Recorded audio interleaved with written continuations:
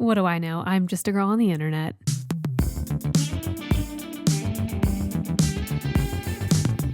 Listen, if you can see my pale legs, no, you can't. No, you cannot. See, it's really toasty in my room right now, but I'm committing to the long sleeve kind of cutesy little sweatshirt vibe. But I also have my fan on. I've got shorts on. And my shorts are the same color as my couch are the same color of my legs, which are nice and white, pasty, if you will. Not very tan and cute looking. So I'm going to do my best to crop them out of this video. But if you see them, no, you don't. Okay? You do not see them. I've got my liquid IV ready to go for the podcast, my little podcast bev. I've tried to eliminate some of my more bubbly and carbonated beverages for the podcast because it's not fun to edit out all the burps. It's just not a good look. Today I have a new flavor of liquid IV. This is not sponsored, but I'm trying a different flavor. It's like a tangerine flavor.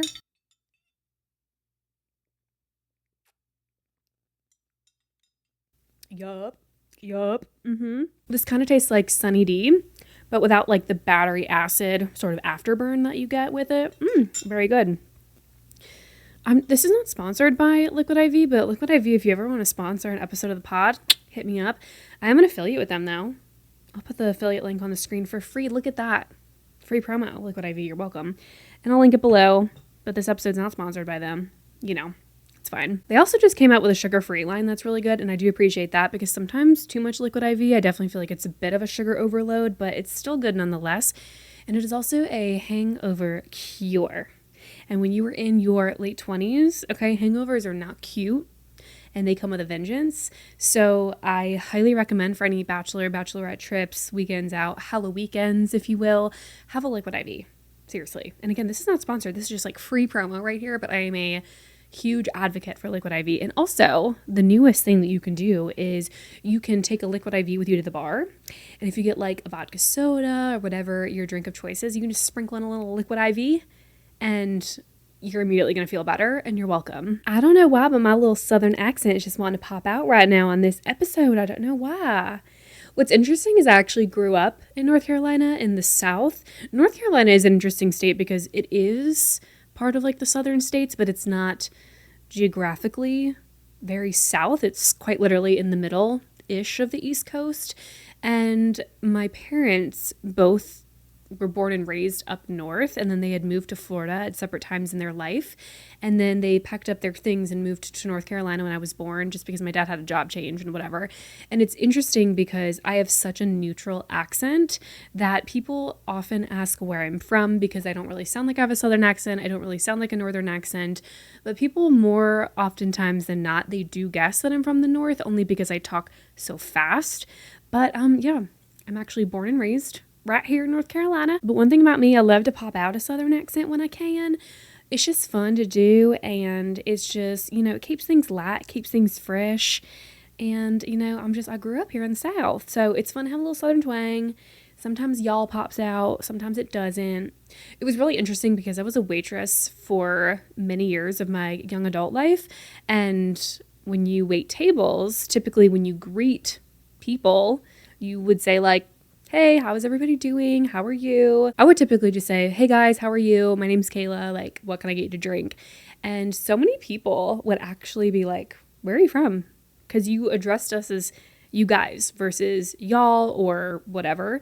And I don't know. I was just never a big fan of the word y'all. I mean, I say it sometimes, but it would be so interesting that just simply waiting tables, I'd say, hey guys. And they'd say, why aren't you saying y'all? Like, ain't you from the South? And I'd be like, well, I am, but sometimes I just y'all doesn't just flow well for me sometimes. So therefore, it was just not my go-to word for addressing a larger group of folks. But it just depends on the day. Sometimes I say y'all, sometimes I don't, okay? And if I want to turn on my southern twang, I do. Best believe I do. Sometimes when I'm working with patients that are very much older than me and are very deep rooted in the South and they have a really thick southern accent, when I am treating them as a patient, sometimes Southern Kayla just pops right out. She's ready to go. She's saying y'all. She's saying bless your heart. She's saying all them southern things, you know? It's it's a trait. It's just, being Southern, it's just cute and whatnot. Anyways, speaking of the Southern twang, howdy, how y'all doing? Hope everyone's doing okay. Sorry for last week. I've said it once and I'll say it again for those that are new. Until social media can become like my full-time job, my only job, I am just a normal, regular person with a real full-time job. Also, social media is not my full-time job, although that would be really cool if it was, but I do in fact have another career, and sometimes life just gets a little overwhelming and busy, and on top of the social media work and the real work, I also have a life, and sometimes there's hectic family things, or there's just other stuff going on that I got to take care of. So I love y'all. I mean it. I'm here though. I'm back for this week. Sorry, getting a little crazy. Also, just gotta take care of myself too. Which kind of sort of is like a good segue into the topic of this week's episode. There's just been moments where I've noticed that I have sort of put myself on the back burner, and I have just lacked the attention to myself. I haven't done the best at taking care of myself. I would love to do an entire episode one day talking about the Enneagram, if any of you are familiar with that. But the Enneagram is sort of this personality test that is just characteristics that are based on who you are and how you present yourself to yourself and others in your life. And it's a very detailed, there's like 9 different personalities that a person can be. And you can be like a 1, wing 2 or something. And it basically just describes your personality, but it's more than just, oh, I'm type A or I'm type B. And I find that it is incredibly accurate at describing who you are, what your work style is like, what your relationships are like, just who you are to its core. And it's not like a horoscope, and it's not just like giving you very generic traits. It's actually like a super legitimate, detailed personality test. Highly recommend looking into it, taking the test if you want. There's like a million free versions. I paid for the one version that exists out there that you do have to pay for. I think it was like $12 or something, and it just has more questions than the basic free versions.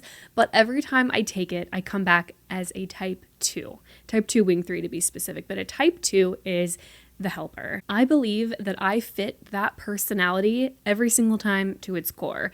The helper is someone that is just like always putting others in front of themselves, someone that will essentially go out of the way to help other people, to do things for others, someone that will buy gifts or lend a hand or just do something for other people. I definitely feel like that is me. There are more qualities and characteristics to each number on the Enneagram, but I can always just think of the basics when it comes to the helper.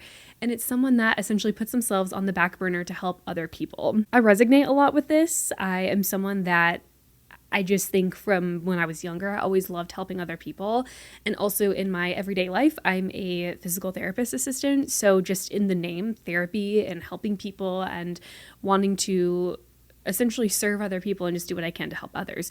So with that being said, when I am busy doing my own social media work, my own work, sometimes I still put others in front of myself. So I have like a very hard time like balancing life sometimes and doing things that are going to be helpful for me and just me, or prioritizing myself or doing things just for me. So with all that being said, sometimes I neglect my own work and my own health and things that need to be done. So I am trying to essentially set a goal to prioritize myself a little bit more in whatever that means. And I think it's just acknowledging that sometimes I need to take more time for me and not worry so much about immediately jumping the gun to help other people. It doesn't mean I'm going to stop helping other people or taking care of my family or my friends when it's necessary. But I've learned it's not the healthiest to jump in and take care of somebody else if I'm not taking care of myself. So, because, you don't want to just, run yourself into the ground or kill yourself for somebody else, because you're not going to be able to help other people if you don't take care of yourself, which I think is one of the truest things ever. And ages ago, I read this quote, can't remember where it came from, wish I could tell you who quoted it, but something along the lines of, there's a reason that why when you're on an airplane and they say in the event of an emergency that you should put your oxygen mask on yourself first before you help somebody else. I think that is such a great metaphor for life, essentially, that you are so focused on helping everybody else that you're not paying attention to yourself. You're not going to get the oxygen you need. You're not going to get the basic things that you need if you're not taking care of yourself, because you're too busy worried about everybody else or trying to help everybody else. Just remember that you need to put your own oxygen mask on first, take care of yourself first, and then you can even better help others when you are more taken care of. So just a little tidbit for you at the start of the podcast. But this leads me into this phenomenon that I think so many young people go through. I think it's something that anybody of all ages can go through, but I especially think those of us in our 20s and our 30s primarily are going through this. And that is having an identity crisis and not having any clue what we're doing or what are we supposed to be doing or what the heck am I doing? Because these are some of the most, I would say, arguably confusing years of our entire lives. I would have to say the reason that so many young people deal with identity crisis or they deal with not knowing who they are, what they're supposed to be, is because we all, for the most part, start our lives in essentially a similar way. We are going to school every day. We're on this routine. We're taking tests at school. Our worth and our value is determined by how well we're doing in school, what grades we're getting, the projects that we're doing, this validation and this feedback from our teachers, our peers, our family. And we live this same routine and this same schedule for 10, 12 years or so, however long we're like in grade school all the way up till we graduate high school. And it's this constant. Every day we're doing the same thing. We're waking up, we're following a routine, we're going to school, we're coming home. Like it is just this exact same cycle every year for so many important developmental years of our life. And then one day when we're like 16, 17 years old, we are told to start thinking about our futures and the career choices that we want and things that we want to do for the rest of our lives. And I don't know about you, but that is one of the most intimidating things I think anybody could possibly have to deal with.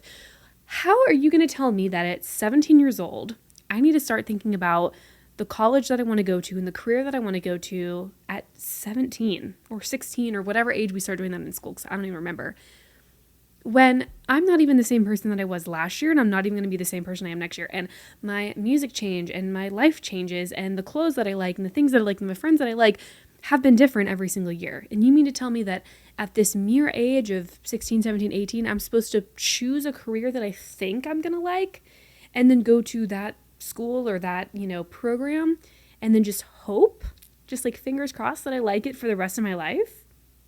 Huh? Now, obviously, I'm simply speaking from the US school system. I don't know how other countries do it, but to me, that has got to be one of the most twisted ways to grow up possible. Like, how am I supposed to make such a monumental decision at such a young age and just, again, hope that I still like this thing 5, 10, 15 years later? And then also just knowing that you might have to go to a college for a certain amount of time to advance your knowledge in this career and then begin a career pathway. It's just so insane when you really think about it. And for me, reflecting on 27, almost 28 years old, like, I'm glad that I have a career that I still like, but I can only imagine how many people struggle with this idea of, oh yeah, I picked this career when I was 18 or I got into the college I liked just because I got into it and I thought I was going to like this career. Now I just hate my life. I am in so much student debt and I want to switch and do something else. Or even having grown 5 years older, 10 years older, you change and you become a different person. So to acknowledge the fact that we have no longer followed this schedule. We are no longer on this everyday routine. We have, we've surpassed the amount of time in college or school or whatever it was that we did afterwards. Now we're on our own. Whether we're living on our own, we're living with roommates, with friends, we are no longer under this, direct supervision of our parents. Just like one day they're just like, oh, by the way, you're moving out. Or by the way, I'm moving out, whatever the scenario is. And I understand that everybody's life has the same trajectory and you could be 27 still living with your parents, nothing wrong with that, but for the the stereotypical pathway is that we are growing up, moving out, moving on. And all of a sudden, I think in high school we went from having to ask to be able to go to the bathroom one day to then going to college and being able to do whatever you want, being able to come and go from class as you wish, to showing up when you want, for signing up for your own classes, for doing everything on your own, to then getting a job in the real world and deciding all these things for yourself as well.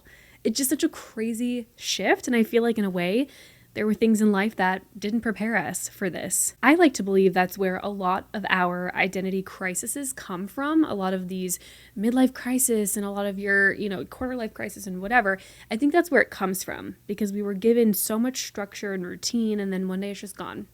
And the frontal lobe is developing, and we're just trying to figure out who the heck we are, what the heck we like, what we want to do for the rest of our lives. We have this feeling that we are under this ticking time bomb, that we are running out of time, that we have to make all these huge decisions at such a young and vulnerable age, when in reality hopefully we have so much life left to live that it almost seems unfair that we're making all these really big decisions. We're having to just really work our brains in a way that we haven't had to do before and make so many important decisions so soon and so quickly. I think it's overwhelming, and I think a lot of the time we confide in other people and our peers and our environment and our friends and our friend groups and our boyfriends, girlfriends, whoever. We are constantly seeking validation from other people, just like we did when we were in school. We would focus on studying really hard for a test in order to do well, in order to pass, for our teachers to give us a good grade, for our parents to, congratulate us on, getting an A on a test or whatever, to then hopefully getting into the college of our dreams because we studied so hard, we worked so hard, we got good grades, a good GPA, all those things. I think the same applies in adulthood. So in a sense that we are trying to impress our bosses, or we're trying to impress our friends or whoever. And at the same time, there's this moment where we lose our sense of self a little bit, where we feel like, what have I become all these years? And is this the person that I am supposed to be? Am I meant to be? Who am I really? And I think there's an element of WTF, because you're just like, I don't know who I am. Who am I really? What is my purpose on this earth? Like, what's going on? Like, I think everything just hits you at once. And then in comes this identity crisis. I feel pretty fortunate in the sense of I don't think that I had a quarter life crisis when I turned 25, but I'm definitely starting to feel the effects of questioning my own identity, or wondering who I'm supposed to be and if I'm making the right choices and the right decisions in my life. And I think this is because I'm constantly aware of what everybody else is doing at all times. Partly social media is to blame, but to even keep up with your own friends, people that are getting married, buying houses, having kids. And there's moments when you're like, cool, I'm like living by myself in the city. I have a cat and like just some work responsibilities. Like, what am I actually doing?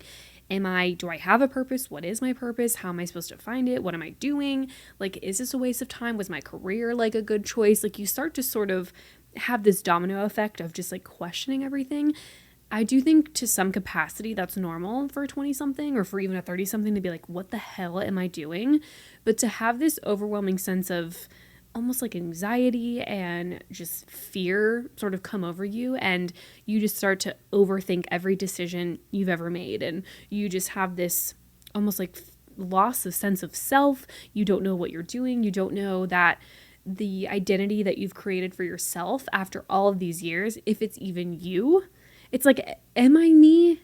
Is this who I want to be? Or is everything that I've done a product of my environment? Do I, do my hair this way because I've seen other people do it that way? Do I wear these clothes because that's what everyone else is wearing? Like, there's just so many little things that make me think, is this me? Is this Kayla? Or is this just because of my environment, the people in it, the people I surround myself with, things I see in media, and just, it gets so overwhelming. And then I'm just like left thinking, I don't even know who I am if I wasn't exposed to social media or friend groups or anything like that. It's like, who would I be?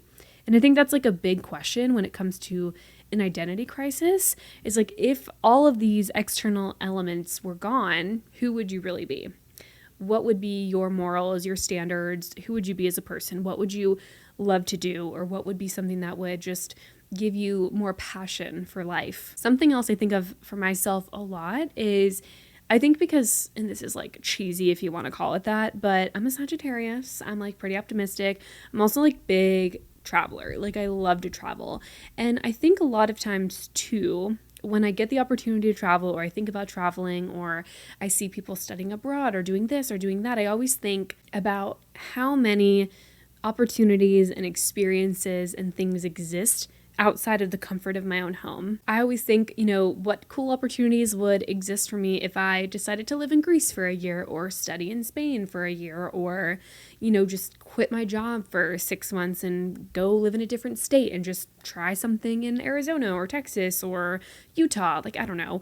But I always think there's just so many different places to live, different jobs to have. It begins to overwhelm me just thinking about the different opportunities in life and all of the different things that I don't get to experience because I chose a certain career path or I decided to live in a certain state. And all the time I'm thinking like, do I want to live in North Carolina forever?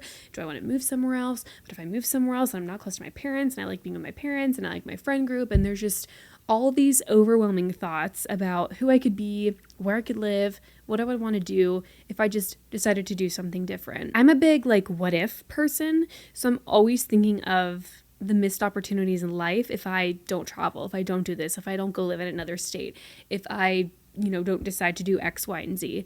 And as much as that can be an interesting thought, to play the what if game, to think, yeah, what if I did something different? What if I moved to a different place? Like, what if I tried different things? But it's not a place mentally that I want to live all the time, because you can play the what if game for anything in your life. And for the most part, it's not a healthy thing to do.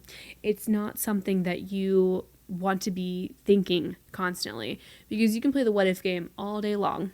And it's not really going to be effective. It's not healthy. It's not something that you want to do with your life, because you have better things to do than think, what if? What if I did this? What if I did this? What if I'd gone to, a different school? What if I'd gone to a different college? What if I had different friends? Like, the what if game is just not a headspace that you want to be in all the time. It's fine to think about it or to play the game once in a while just to think like, how could my life be different? But you don't want to think of the what ifs in terms of what opportunities have I missed or how could life be so different, because the answer is it could go in 1,000,001 different directions. Like you having just gone to a different high school, or you having just, your parents having raised you in a different part of town or different state. Like that's where the what if game can start.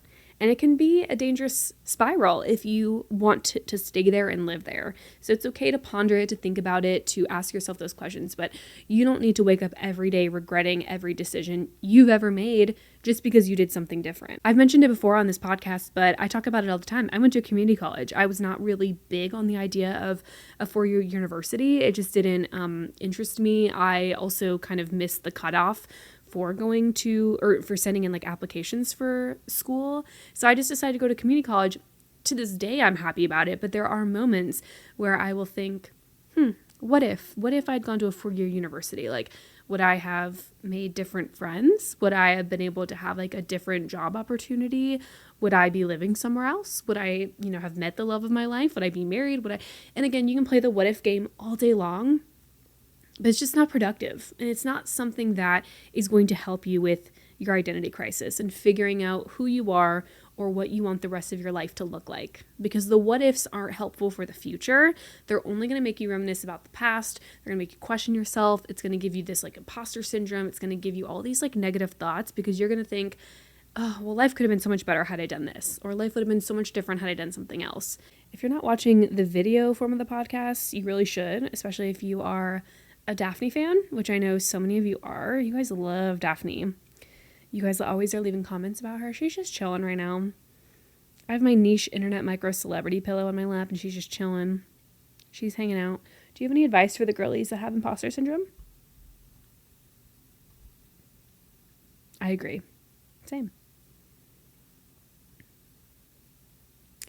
Let's see. I'm looking at some of my other notes that I've written about this episode.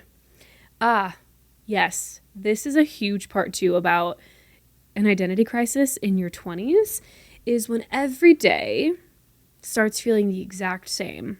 Yeah, you remember when we were kids and you would watch SpongeBob and there'd be that episode where Squidward is literally living the same life every day. He'd be stuck in traffic, going to the grocery store, playing the clarinet, whatever. Every day was the same. And as a kid, you're just so funny. Now as an adult, we're not really laughing, are we? But yeah, I think as awful as it can be sometimes to have every day feel the exact same, to be waking up, to going to work, to coming home, to doing this, every day feeling the same, is where you need to reflect a little bit and think, is there anything else I can do to sneak into a daily or weekly basis or on the weekend, just so my life isn't feeling the exact same? So I don't feel like I'm stuck in this revolving door of an identity crisis of like, my only purpose is to wake up, go to work, and come home. That's it. That's not what we were made for. What was I made for? That's not what you were made for. And that's not how you want to live and die. Okay? We all know that we all have to work until whatever, and we can't just get out of a job. Most normal people have to work. But what can we do to add in the joy of life? What can we do so we don't feel stuck in this cycle of, I have no personality, I have no identity, I have no hobbies, I have nothing? And I get it. We're busy. We have things going on. We have kids. We have pets. We have long work days. But can we sneak in like a drink with friends after work? Can we add in like a hobby? Can you learn to crochet or to write or to draw or to cook better? Can you add in some like weekend time with people? Are there things that we can do to add in again on a weekly or a daily basis where it brings us joy and it brings the light back into us again, so we don't have this daily repeating cycle where we were just so bored and everything is the exact same? I think that's another reason too so many people get stuck and feel like they're having an identity crisis, because they begin to lose their sense of self. They begin to forget about the things that bring them joy because they have just, I don't know, they've conformed to societal norms, or because that they have tried to fit in with their friends or their friend group or their significant other and their friends, or they're doing something to appeal to their own parents or to please what their parents have asked of them for so many years. When you put your hobbies and your interests and the things that you love on the back burner and you just forget about them, I think that's when you begin to lose your sense of self. You don't know who you are anymore. You don't know what brings you joy. You are simply just made of work, a routine, coming home from work, doing all these basic, boring things, and then you're just like, I don't even know who I am or what I love anymore. Whatever it is that brings you joy, I encourage you, keep doing it. Even if it's something like really silly from childhood, like, I used to love to go and do like gymnastics as a kid, like just going to those like open gym places. Like I would love to do that as an adult, like to go to like a trampoline park, or to go, some of my friends do like aerial silks, things like that, like something to just bring back the joy and the love for life again, so I don't feel like I'm stuck in this rut. And I think that's the biggest takeaway, even though it's hard, because I struggle with it too. I'm like, yeah, I just like go pick up a hobby, but then I'm like, what hobbies do I have? Because it's just me and my cat sometimes. Really pick your brain and ask, like make a list, like what is something that brings you joy? Or even make a list of like different years of your life. Like if you're my age, you're like, what brings me joy at 27? What brought me joy at 20? What brought me joy at 16? What brought me joy at 10 years old?